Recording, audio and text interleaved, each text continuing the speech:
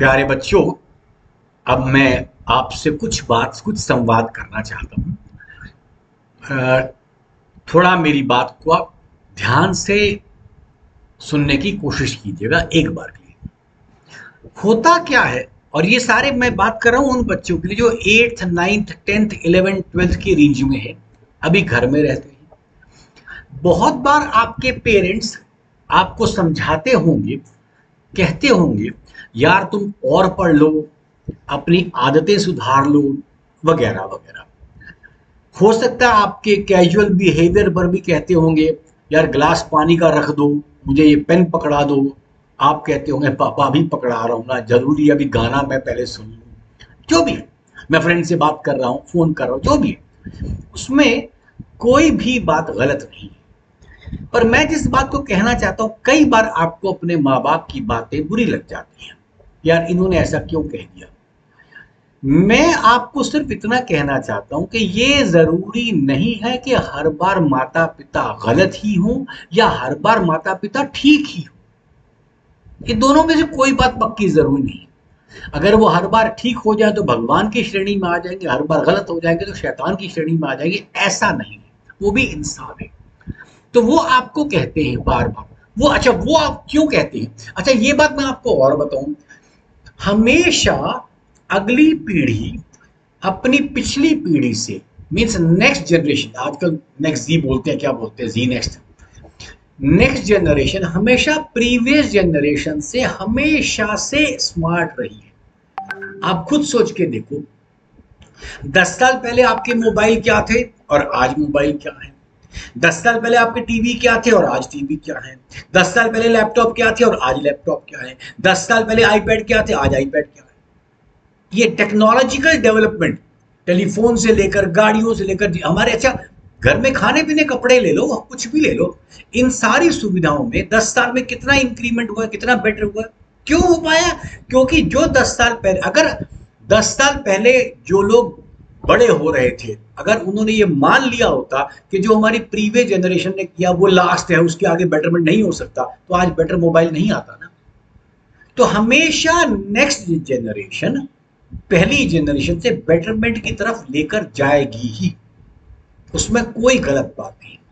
इसलिए हम कहते हैं आज के बच्चे बहुत स्मार्ट हैं, बिल्कुल हैं स्मार्ट, लेकिन इस स्मार्टनेस के साथ एक छोटा सा इंपैक्ट आपको समझना है, और वो इंपैक्ट है कि नॉलेज बेस का।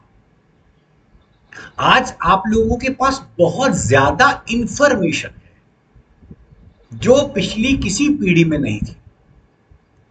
आज आपको बहुत ज्यादा एक्सपोजर है जो आज से पहले कभी नहीं था।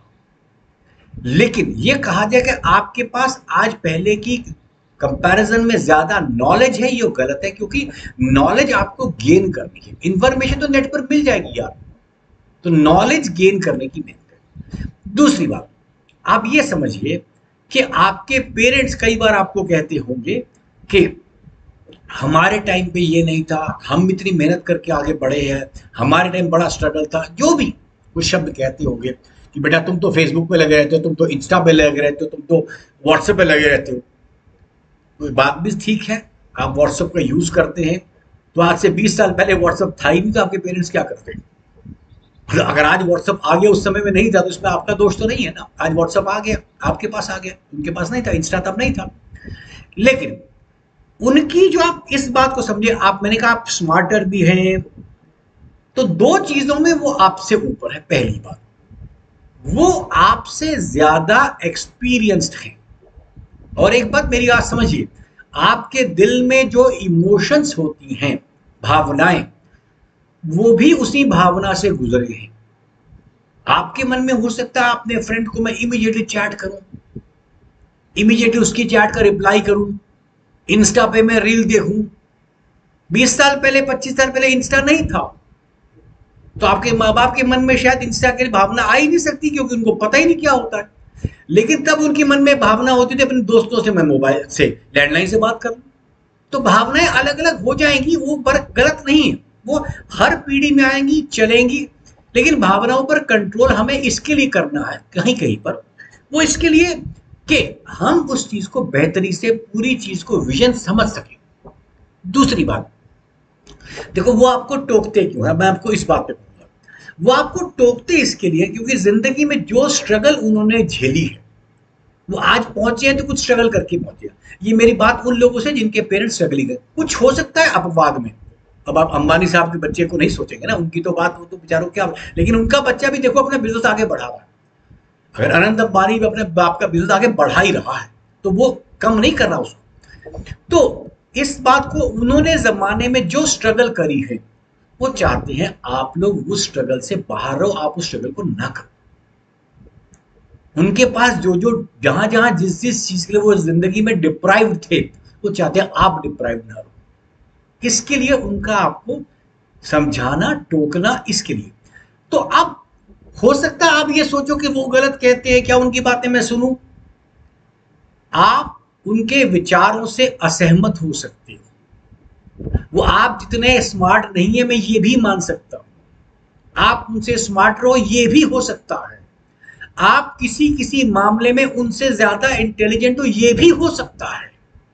इन तीनों में मुझे मानने में कोई तकलीफ नहीं है, लेकिन दो बातों में आपको मानना पड़ेगा कि वो कम से कम आपसे ज्यादा एक्सपीरियंस्ड हैं, उनका अनुभव आपसे ज्यादा है। तो वो कुछ जिंदगी में बहुत सी चीजें बेटा किताबें नहीं सिखाती हैं, किताब से बाहर की जिंदगी सिखाती है। तो वो जिंदगी की उस किताब से जो पढ़ कर आए हैं, जो उन्होंने सीखा है, वो शायद आपको वो बताना चाहती है कि बेटा हमारे साथ ऐसा हो गया या ये चीज है चाहिए। तो थोड़ा कभी आराम से उनकी बात को सुन लो। ये भी है कि उनके समय के एक्सपीरियंस और आज के एक्सपीरियंस में बड़ा फर्क होगा, लेकिन उनके एक्सपीरियंस से कहीं कुछ सीख मिलती है तो उसको ले लीजिए। और लास्टली, मैं जिस बात के लिए इस वीडियो के ऊपर बात कर रहा हूं, मेनली आप उनकी इंटेलिजेंस पर डाउट कर सकते हैं, उनकी स्मार्टनेस पर डाउट कर सकते हैं, उनके एक्सपीरियंस पर भी आप चाहें तो डाउट कर सकते हैं, लेकिन आप एक बात पर किसी हालत में डाउट मत कीजिएगा, और वो ये है उनकी इंटेंशंस। किसी माँ बाप की इंटेंशन ये कभी नहीं होती कि मेरे बच्चों को परेशानी हो या वो जिंदगी में तकलीफ पाए।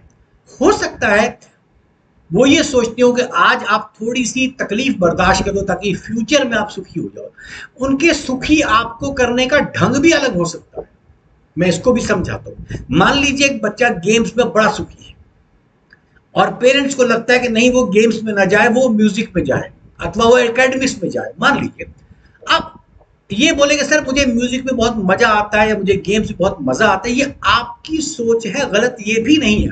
लेकिन उनका ये कहना कि एकेडमिक्स के बाद आप कम से कम जिंदगी में आगे सुखी रहोगे, ये भी गलत नहीं है। हाँ, आपको बैलेंस बनाना पड़ेगा, वो एक अलग बात है। कैसे बनाना ये भी मैं आपको बताने की कोशिश करूंगा अगले वीडियो में।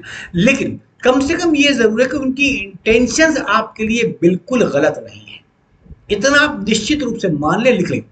तीसरी बात, दुनिया में आपके माँ बाप से बढ़कर आपका हित चाहने वाला, जिसे हम हिंदी में हितैषी कहते हैं, आपके बेनिफिट को चाहने वाला, वो आपके माँ बाप के अलावा कोई भी नहीं है, इंक्लूडिंग मी। अगर मैं किसी को पढ़ाता हूं तो भी मैं उसका उतना भला नहीं जान समझूंगा जितना उसके माँ बाप समझेंगे। I am being very blunt.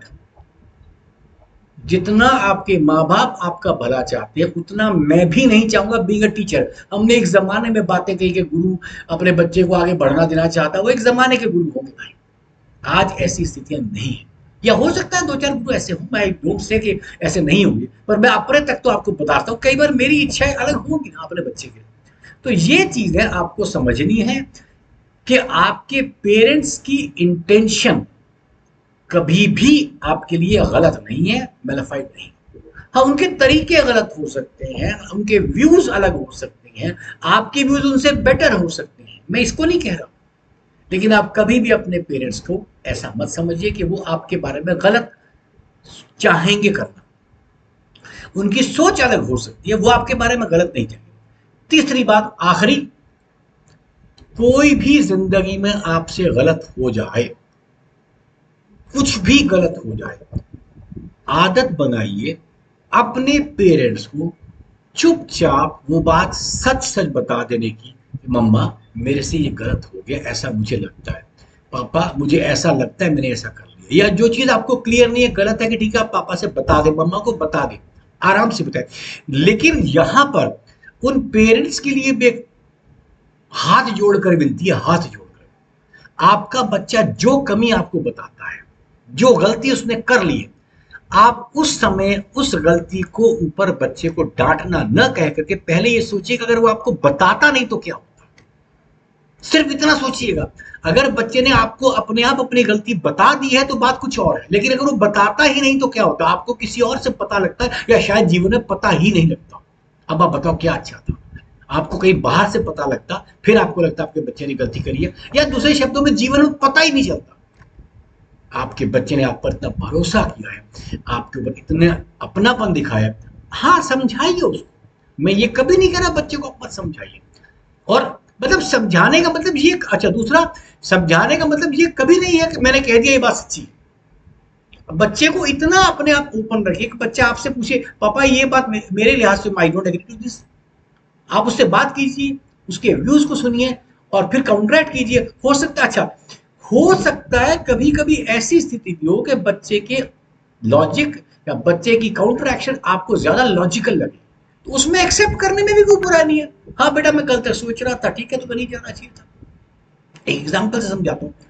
मान लो मुझे ऐसा शक पड़ता है कि मेरा बच्चा किसी गलत दोस्त के साथ पड़ गया, और मैंने कहा नहीं, उसने कहा पापा मैं उसके बर्थडे पे जाना चाहता हूँ पार्टी पे, मैंने मना कर दिया, बेटा नहीं जाना, वो लड़का ठीक नहीं। उसने बताया बाद में, पापा आप जिस लड़के के बारे में सोच रहे हो वो गलत है, वो एक्चुअली आप वो रमेश के बारे में नहीं है, वो सुरेश के बारे में बात है, तो एक्सेप्ट कर लो, हाँ बेटा मेरे से गलती होगी, मुझे कल तुम्हें बर्थडे जाने पर नहीं रोकना चाहिए था, बेटा आई एम सॉरी। इतना कहने की आदत से क्या होगा, आपके और आपके बच्चे की बॉन्डिंग स्ट्रांग हो जाएगी। बच्चा बाहर कोई सहारा तलाश नहीं करेगा, जिंदगी में गलती भी करेगा तो आपको बताएगा, और आपको इस बात को समझ लेना है बच्चे जिंदगी में गलती करेंगे। और क्योंकि क्या आपने अपने समय पर नहीं करी है क्या, आपने भी बहुत सी करी होगी, मैंने भी बहुत सी करी होगी, हर एक ने करी है यार, कौन सी बड़ी बात है। जिंदगी में गलतियां करना भी ठीक है, लेकिन गलतियों से सीख लेना भी उतना जरूरी है। इतनी बात कहकर मैं अपनी वाणी को विराम दूंगा। धन्यवाद बच्चों, आपने मेरी बात को सुना, धन्यवाद।